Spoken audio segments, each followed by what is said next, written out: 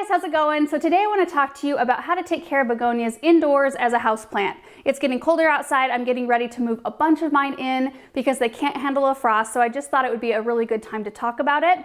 Now, there are so many different types of begonias out there. So this is kind of a general guide. It's not like really specific, but I think it addresses most of the type of begonias that you can most commonly find at your garden centers and the most common ones that most of us are growing. However, there are a couple types of begonias I'm not including in this guide because they don't winter over very well inside, and those are your wax begonias. They're very common. You see people using them planted in mass in their gardens. They're used as bedding plants. And tuberous begonias, which most often have like the huge showy blooms. Those are grown from tubers, and they actually go dormant in the wintertime. So you can dig up the tubers and store them much like you would store cannas or dahlias and then plant them up the next spring. But if you try to winter them over as a houseplant, all the foliage will die back, and that's because they're going dormant, so they don't make for a very great houseplant. These are the types I'm going to be talking mostly about. And you can find them pretty easily at your garden centers. So we've got a couple of different Rex begonias here. Now these are grown for their beautiful foliage. There's so many different beautiful varieties of these. We've got an Iron Cross and a Jurassic Pink shades here. And then on this side, I've got one more Rex begonia. I don't know the exact variety of this one, but then we've got this gorgeous Pegasus begonia. So this is more of a cane type begonia, and so it grows a little bit bigger. I think like 1.5 to 2 feet tall and wide. Beautiful, huge foliage, and they're very easy to grow outside in the summer and make a great house plant. So like we do for most of our care guides, I've broken this up into 10 different sections. We'll go ahead and put the title of each section as well as the time signature up on the screen, so that if you want to skip forward to anything specific and learn about it quickly, you can do that. The first topic is light exposure, and each variety will require something a little bit different, but as a general rule, begonias like bright indirect light. They'll be very happy in a situation like that. In the wintertime, you can put them in a little bit more light because the sunshine is less intense, but you want to be mindful as the temperatures warm up, or if you're keeping your begonias as houseplants for more than just the winter, you want to move them out of any direct sunshine and put them in that bright indirect light because direct sun can scorch their leaves, especially if it's up next to glass. Now, if you have a really low light situation, like a low light bathroom, you want to pick a variety of Rex begonia because they can handle the lowest light of all the begonias. Number 2 is temperature, and this one's really easy. They like a temperature between 65 and 75, which is generally where we're setting our thermostats anyway. So basically, if you're comfortable in your home, they will be comfortable in your home. Number 3 is soil type. I just use a regular potting mix for my begonias, and they do really well. I do think it depends a little bit on the climate that you live in. I live in a really dry, high desert climate, so regular potting mix is great for this type of plant. If you live somewhere that it's more moist or humid, you could use regular potting mix and just add in a little bit of perlite to lighten it up a little bit. You just want to make sure that whatever soil you use is not holding on to too much moisture. Like, you don't want to use garden soil really for any house plant because it's too heavy.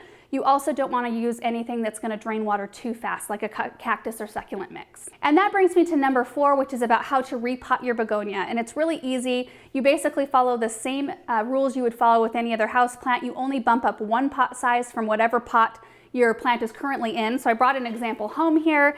I just picked up this Pegasus begonia. It's in an 8-inch plastic pot, so I chose a 10-inch terracotta pot. So what I'm going to do is just put a little bit of potting mix at the bottom, and then I'm going to introduce the root ball of my begonia, and I'll just take a look at the roots too. If they need to be fluffed up a little bit, if it's pot bound, I'll do that. And then I'll just pack more potting mix around the root ball, making sure that there's no air pockets, it's all tucked in really tightly, and I do make sure to leave a pretty decent sized lip so that when I'm watering the plant, no water goes over the edge. I also have some Rex begonias that I grew in a window box over the summer that I dug out. I just was careful when I was digging to make sure to get as much of the root ball as I could. I'm going to go ahead and plant all 3 of these begonias in the same container, and I'm going to go about it the same way. I just planted up the Pegasus begonia, and they should winter over beautifully. Number 5 is watering, and this is an area I think we all need to be extra careful with begonias because they can rot really easily from too much water. I tend to like to let the top 3/4 of an inch to about an inch of soil dry between waterings. It keeps the plant really happy. I've seen a lot of begonia care guides tell you to keep the soil lightly damp or evenly moist, and I tend to disagree with that because I think it's easy when we're trying to keep things evenly moist to give a little bit too much water to do that, and begonias don't react to that very well. I also like to let the soil dry out because it eliminates the problem of fungus gnats. When you have a lot of moisture, that's where fungus gnats thrive and they'll breed in those type of conditions. If you let the soil dry out, it disrupts the life cycle and you won't deal with that problem. Number 6 is fertilizing, and for begonias, less is more. So I like to keep mine on just a monthly fertilizing schedule. This is not a type of plant that I do every week or every 2 weeks like I do some of my other house plants. I use indoor houseplant food mixed into my water about once a month, and the begonias react really well to that. Number 7 is on pruning and deadheading. So it's a really good idea to remove any spent blooms or any dried up leaves, because that's what insects and diseases can harbor over in. It's just a good practice to keep your houseplants free of that kind of thing. For pruning, it's really easy. Most of the time I don't have like really leggy growth. If you do, you can go in and just pinch off the leaves that are, too long, or if you've got one that's kind of damaged, like I've got one right in here, I can follow that leaf down to the base and then just pop it off with my fingers or a pair of scissors. Number 8 is about fungus and insect management. So I did mention before that keeping your plant free of any dead leaves or dead blooms will help decrease the amount of fungus and insects you deal with dramatically. So it's a good idea to keep up on that. Typically, I don't deal with a whole lot of diseases like fungal diseases on my begonias because we live in such a dry climate, and they tend to not deal with it when they're outside because the airflow is so nice. They're getting breeze and wind and things like that, so it keeps the fungus at bay. But when you bring them inside, all of a sudden they're in still air.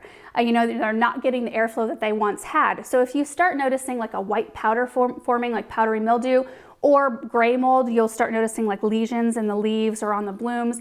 You want to get on top of that. I would recommend using a copper fungicide for indoor plants about every 10 days for 2 or 3 applications, and that usually controls the problem. And for insects, typically I just use an insecticidal soap, and that takes care of most everything that I'm dealing with. The only thing that can be a little bit tricky are mealybugs.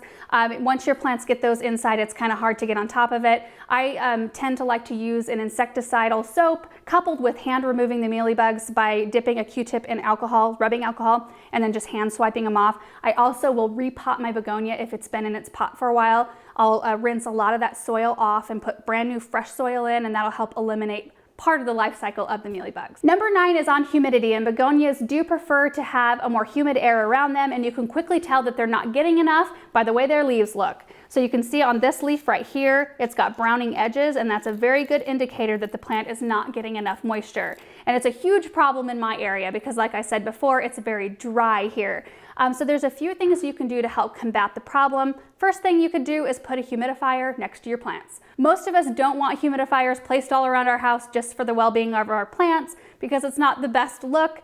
You can mist your plants, put some water in a spray bottle and go around and mist your plants, but you have to do it quite often in an area like mine, and so I just don't tend to keep up on something like that. So the way that I do it, and I did this down at the garden center when I was taking care of all the houseplants, was I'd fill a large tray up with pebbles and then put a little water in the tray and then set my plants on top of the pebbles, making sure that the water didn't reach the bottom of the pot because I didn't want the soil sucking up any additional moisture. But it was just enough water in there so that as it evaporated, it would kind of create a little bit more of a humid environment around the plant. And I found that it worked really well. I think that's kind of a debatable thing. Some people have really good luck with it, some people don't, but I do recommend that way. And the last topic, number 10, is on toxicity. So begonias are commonly listed as fine indoor plants, even if you have pets and kids, because even though they do have some toxins in them, they are all located in the underground portions of the plant, so they're located in the roots. So even if someone was to get a hold of the roots, which is very unlikely, they would have to eat an enormous amount of them to necessitate any kind of treatment. So that is it for this video, you guys. I hope it was really helpful to you. Now, I am not a professional begonia grower by any stretch of the imagination, but I have grown them in my own home and taken care of them down at the garden center for many, many years. And those are just a few of the things that I've learned along the way. So I hope they helped you out. Thank you so much for watching this video, and we will see you in the next one. Bye.